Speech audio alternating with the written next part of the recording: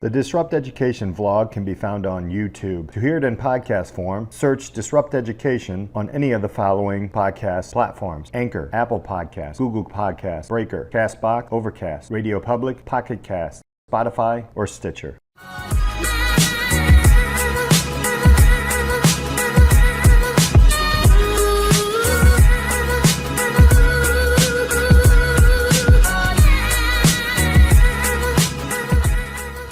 Welcome to this episode of Disrupt Education. I'm Peter Hostrasser, the host. Hey, thank you so much for hanging out with us today. I have a wonderful guest today. She is 13 and doing some amazing things across the globe. I want to introduce you to Raheen Fatima. How are you doing today? I'm amazing. What about you? I'm so happy to be here, and I feel like this was so important to me. And I would like to add that I'm here 2 a.m. in the morning. Yes. You are in Pakistan, correct? Yeah, I am. But I feel like whenever I'm talking about education or anything that truly is my mission or I want to work on, then time isn't like more of a thing. It's like, okay, I'm over the fact that I'm here. But it's more about the conversation that we have and perhaps the people that we reach, and maybe, if it is very ideally, be inspired by our conversation. Absolutely. Right? Yes, absolutely. And again, thank you so much. You got up for this, but we'll jump into like who you are. What are some of the things that you're doing? You're an entrepreneur, you're a comedian. You've had over, hundreds of interviews of people. Tell us your story. Like, who are you and what are you all about? Oh, that's a big question. That's a big one. Say that. Yeah, that is. So basically, I'm Raheen. I am from Islamabad, Pakistan, and I'm a stand-up-comedian. That's the first thing that I started doing, and then writing came along with that as well. And I'm an aspiring entrepreneur. Then I taught English for a while, and I volunteered at times, weekends, for teaching English to Singaporean children. And then I also am a theater actress and an interviewer. And in theater, I mainly work on child rights and child abuse through puppet plays and theater plays. That's what I do. If for starters, that is. Yeah, that's it. But I've been professionally involved for about 2 years. And I really love what I do, and what I don't love, I don't do. And with all this, I also binge watch Netflix. So I really pride myself over my time management. That's wonderful. I mean, so many different things. So you started as a stand-up comedian. Was that like the first of all that list? Yeah, it was. The thing was that I just wanted to perform in school, something that was mine, because I'm a huge drama queen. So I'm always in like all the plays and stuff. Come on, I pride myself over that as well. But, so my comedy, because it wasn't in school then it started at open mics. And then from open mics, I went on to join Comedy Square Pakistan, which is a comedy group, like a group for comedians. And then it was show after show after show. And then COVID is again a bit kind of like an obstacle, but we're at this point in time in Pakistan, it's the third wave, and we're pretty much over the fact that, it's here. It's kind of like we're like very used to it right now, right? But it's amazing. And basically, comedy was that kind of thing where I learned a lot. Mm-hmm. I learned the fact that, oh my God, there is no, so to say, clean comedy, because it was at times that I went to my show, I'd perform, I'd open the night, and then I'd walk out. They would kick me out of the show because it wasn't appropriate for me. But I made jokes on aunties. I made jokes on what I had seen as an 11-year-old around me. And what moved me to start that was, first, I wanted to do something different. And then at a young age, because when my brother got cancer, for me, it was like the realization moment of my life. Mm-hmm. And I was like, you know what? After seeing this, I'm like, will I ever get to live until I'm 18? Again, you'll be like, oh my God, don't say such things. But, nobody can ever guarantee me my life or how long will I live. Nobody can, ever. So I was like, we need to do anything that we need to do right now. So that's how it all started. And then it, more things got added, and then some things I left behind. And then, I mean, God, it's unbelievable now. Yeah. That's an amazing mindset. I really love that mindset of, being reminded of death, right? I mean, I don't think it is anything to shy away from. And you're obviously really in the great mindset and faith of, you know what, let's just do what we got to do now. And you know what, let's laugh about it. That's a wonderful look on life. Let's jump into now your education, right? So you're 13. What does education look like for you? Are you in school? I mean, a lot of my listeners throughout the world, what is number one, what does Pakistani education look like overall? And how about yours? Does it differ? So basically, right now I study on a website. That's like the simplest way to say it. I'm homeschooling right now. I'm doing my O-levels. As of now, I'm studying physics only. And it's amazing. Honestly, it is amazing, and it is way better than all the years that I was in school. I wake up in the morning, or I could study anytime I want. I could really just do tomorrow's work right now. Mm-hmm. And I would study, watch videos, and I haven't used a single piece of paper until, for all the homeschooling that I've done for the past few months. And it's amazing for me because I'm also into sustainability. And this is what I am doing basically right now.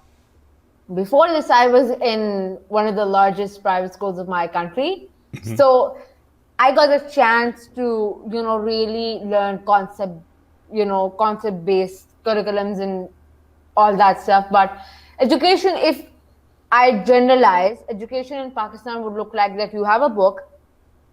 The answer is just marked by the teachers. Mm-hmm. You memorize that. If you do not write word by word, you do not get marks. So it is memorization. It is awful. So the thing is that until that point in time came that I also had to memorize so many things, I wasn't used to it. I'm like, now that's weird because I can't go up with that.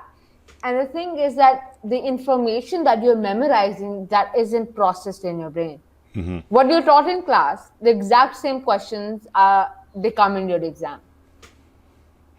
Yeah. And the books and the curriculum that has been going on from my dad's time is still what my cousin is studying. Mm-hmm. Yeah. And my dad is a middle-aged man. You gotta be careful there, because I am that too. Yeah, I mean, I don't offend my dad. Come on, he's like my manager and my publicist and my personal assistant and whoever manages this diva that you're looking right here.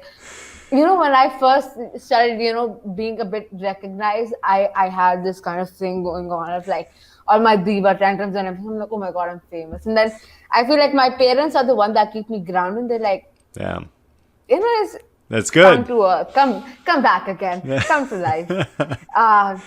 But no, they're amazing. Mm-hmm. So even in private schools, I would ask questions. So this is the kind of thing. I ask a lot of questions. I'd be like, why am I learning algebra? And the teacher wouldn't have a question. They would not have an answer. I know that there's probably, a sensible answer for this. Mm-hmm. But when the teacher is not equipped with all these things, it's not just one Raheen that is asking questions, and there's others that come up. And by the end of the, semester, there was so many children that were asking the same questions. Why am I learning this? Mm-hmm. Because I'm like, why am I learning this? Teachers were like, because you are supposed to. Mm-hmm. And that is what bothered me. I'm like, and then the teachers started asking the principal and the curriculum manager and whatever, why am I teaching them this? Because I need to be, I need to have an answer the next time, because the teachers would also feel the embarrassment. It is embarrassing when you're just like, because you're supposed to learn this. Right, darling. Right. And that is when I realized that I learned so many things every day. And at the end of the day, I've got like nothing that I know how I'm going to use. Mm-hmm. Right? Right. And school is it is supposed to equip you for the life ahead of you, the professional life. Is it though? I learned a lot in the time that I was in an incubation center, but I still am. But the COVID has disturbed a lot of things. But I learned a lot because my questions were answered. And then I also learned in the part where graduates from the best universities of the country, they'd come to me for business advice. And I'm like, okay, yes, I'm great and all. I'm amazing. I love that you're coming to me. But the question is that you have a degree in business from the best business school in Pakistan, not me. And it all comes down that, English is taught as a language until, like very high level of education. But I have seen some of the writings and they're disappointing because it's just that you memorize a lot. You're not clear with it. You can't process it because of the questioning.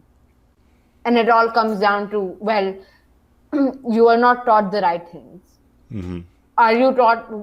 I mean, I learned a lot. I learned how to build relationships and how to keep them, and then how to keep them alive and what things to do. And I learned my professionalism that I pride myself over again. Right here in these 2 years, but school never taught me that. Right. School never taught me when you come on a Zoom meeting or when you meet somebody, how do you greet them?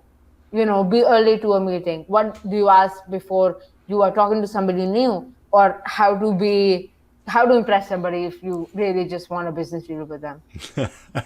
I'll tell you how. Not everybody goes into all these things. Yeah. But you need to know them, even if you end up, a lot of people, everybody does get married at the end of the day. Even if you are a stay-at-home mom, you do need these things, somewhere in life. So these things are important. Oh, well, I'll tell you how you impress somebody. You're 13, you have a resume like you, and you get up at 2:30 in the morning and do an interview. That's impressive. So that's just today. So, but yeah, let's talk a little bit. So you said you're studying, was it physics right now? Is that what you're studying? Yeah, right now it's only physics, but Yeah. I'm thinking of adding more subjects so that I can go forward faster. Because for me, I only have to study 4 hours in one day, and I can also take breaks with how much I'm a more of a concentrated worker. Yeah. So I work like a lot in some hours, and then I can break. Right. That's the kind of thing right now that's going on. So if you were, it's a lot in school. yeah, that's what I was going to ask. If you were in school, is it like 5, 6, 7 subjects and you're like hitting them all and it's like scrambled? What does that look like in a day in education? So basically in one day for me, education would look like if I was going to a school, which I was, and it is 8 subjects that I have, eight subjects that I'm having. And then I have to juggle that it sums up to be with me going there and coming back and everything 9 hours a day. Wow. And if that's like compressed into like, the tissues that are compressed in a tablet, they're so cool. So, if they're just compressed and they're so cool. Right? So I feel like if that's there, and then I can sit in my pages all day, and then I can eat, and then I can enjoy as well. And the schedule is mine, right? I can study anytime I want. Yeah. So I feel like that is spectacular. Yeah, I think that's that. I just had this conversation with some colleagues today about, how long do you need to actually study for something and in what kind of chunks and of time. And I really like that avenue. So, so with that's probably something that you would change in education. What else? How else would, like, you're 13, you're seeing a lot of different things. You are actually a very self-motivated starter, diva. Let's start there. But how would you, if you could be the person in charge of education, like, what would you do? How would you change? And that's coming. That'll be on your list, I'm guessing, because you're doing so much. But like, what would you do? I think the first thing I do is that actually start teaching things that we need in real life. I've never been taught anger management. I had to learn that on my own. I was never taught how to make relationships and then how to keep them in all sense. And when you're talking business, workplace, and also in personal life. And then that brings me to a lot of things, and I think you may get my point. When school does not teach certain things about adult life or relationships or married life, even it comes down that the parents are shy to talk about it, and they have boundaries and everything. A child Googles things and things come up. And I think the most appropriate thing I can say to that is that it is not the correct representation of adult life or a married life or whatever specific thing you may be Googling. Is this where Right? you So get? that's what- Yeah. Is this where you're getting a lot of your jokes? It's like you grab them on those Googles. I'm just teasing. I mean, come on, I live in a crazy bunch. Okay, Right. So that's the thing. I mean, I got living like legends, like standup comedians for aunts. What do you expect from like me? I mean, me as stand-up comedian was so different. People would have like an 11-year-old walk on stage and perform for them. So for them, it was amazing. For me, it was too. That is one thing I say. Teaching things that really are important. And what you're teaching, how would I ever use algebra? Everybody knows at this point that x plus 1 when is equal to 3, x is equal to 2. That is a universally known fact. When will I use it? I was never taught that. I still don't know that, by the way. But I mean, that is the important thing. What you learn, you know how to use, and what is actually important so that you're equipped as a graduate. When you're a graduate, you'll be able to do what you want to do, and you know that, and you'll be able to explore. I mean, outside of school, I learned a lot of things. What I learned was academic things. I learned geometry and stuff in school, which I never got to use because of what I do. But if I would have been a scientist or something more techie and stuff, I would have gotten to use that. Right. But I was never taught public speaking. I feel like I learned a lot in the time that I was in an incubation center. It was just amazing.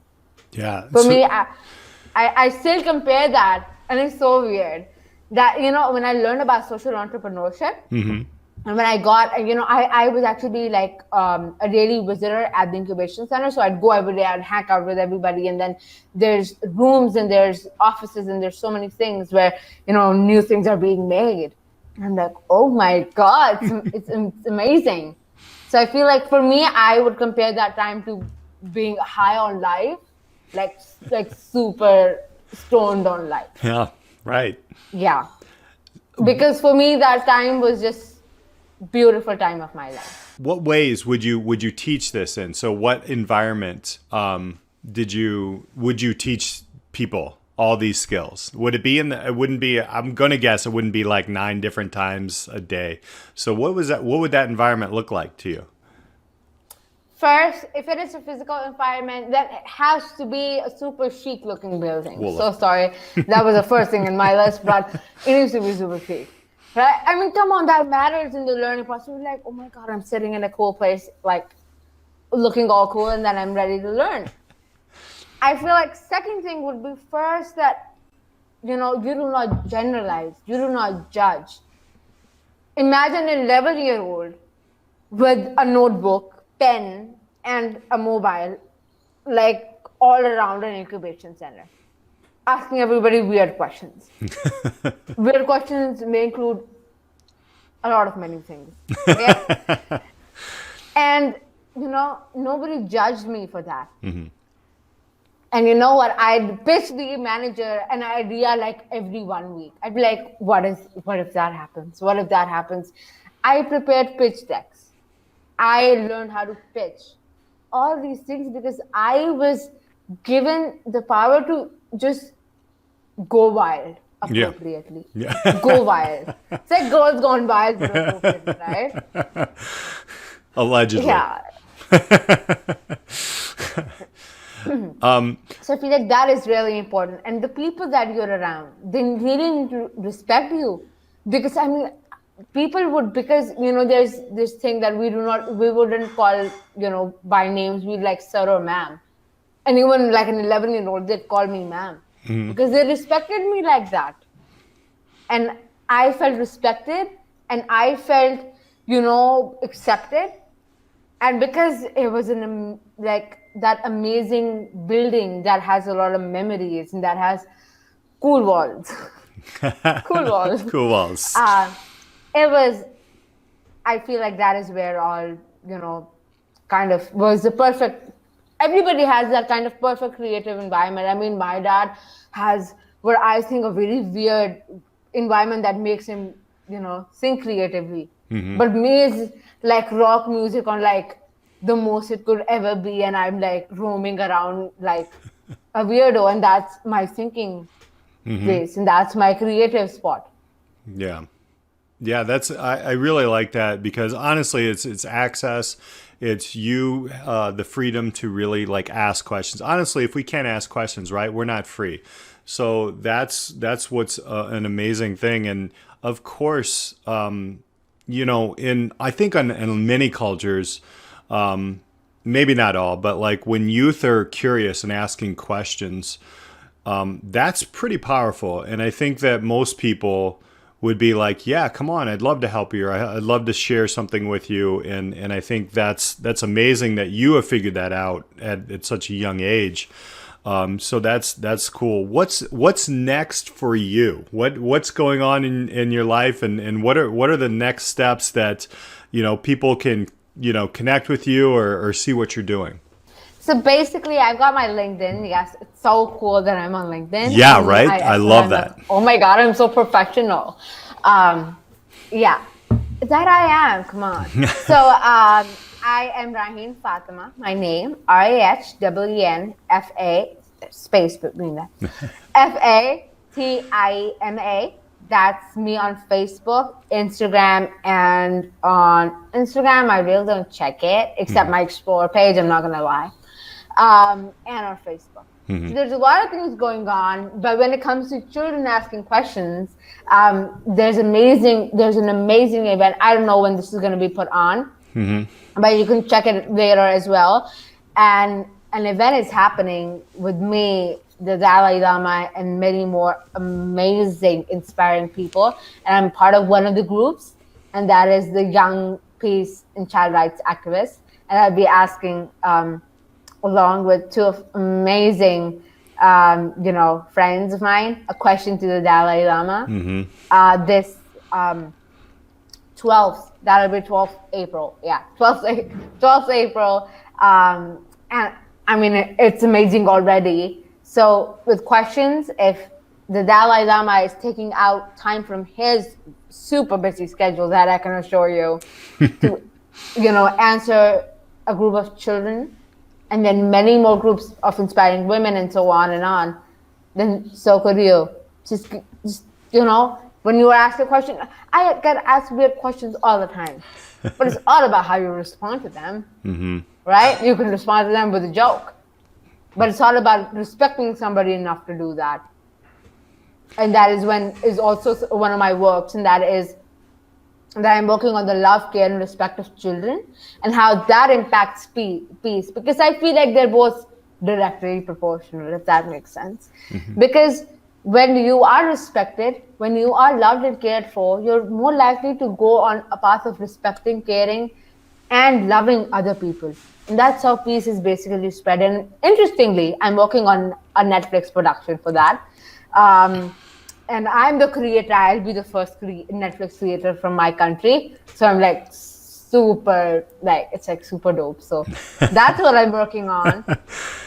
And yeah, I mean, there's many things that are there, but I feel like these two things are at the top of my head right now. Oh, that's amazing. And we'll share all your connections and everything in the notes of the show and everything.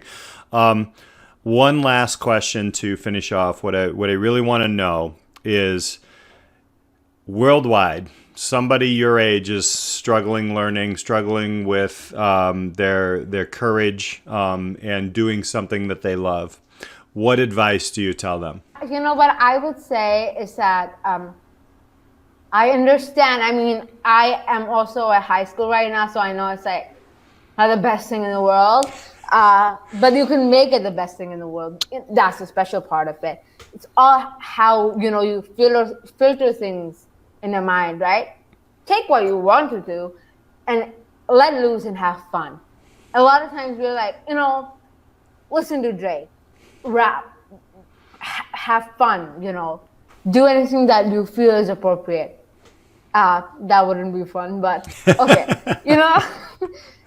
Let loose and have fun in these years. Binge watch Netflix, binge watch The Crown, and tell me how that is.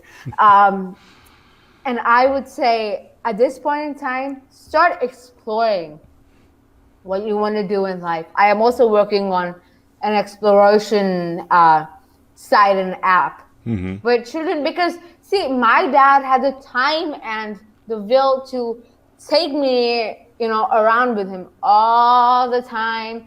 I spent a day with a dentist. I spent a day with an orthodontist. I spent a day with a doctor. I spent a day with a painter. I took up robotics and it was not the best thing in the world, so I quit. And then I went to an entrepreneurship boot camp. That made some difference, right? So the thing is, not every parent has the time, and I respect that. I absolutely respect that. That's why I'm making something like this. But until that does not come out, try to explore as many things as possible. What hits you, ask a few questions to yourself, or talk to about your parents, because I'm sure they would just appreciate your effort. And come on, if you work right now, we'll be enjoying. By the time we're in 20s. And we'll get appreciated by middle-aged men over the world and women. Old guys like me. Listen, Raheen, it is an amazing opportunity to talk to you. I want to thank you so much for being with us and taking the time out of your extremely busy schedule. On the 12th of April, when this comes out, it'll probably be after that, but we'll put the link up to that as well. An amazing opportunity, and you've made that happen, and it's an honor to be able to interview you on Disrupt Education. So thank you so much for being here with us. Thank you so much. It was an amazing time that I have. And I feel like at times when I'm interviewed, not all the time, but at times I realize like, oh my God, I'm super special. And I have like a moment of realization. I'm like, I do so many things. I need a break. And then it's the time that I binge watch my Netflix. But this time I feel like it was more than that. And that was special because of you, Peter. Thank you so much for having me on. And I definitely like to know you more by being here more often. Oh, excellent. Excellent. And thank you all for listening. We'll hit you up next time on Disrupt Education.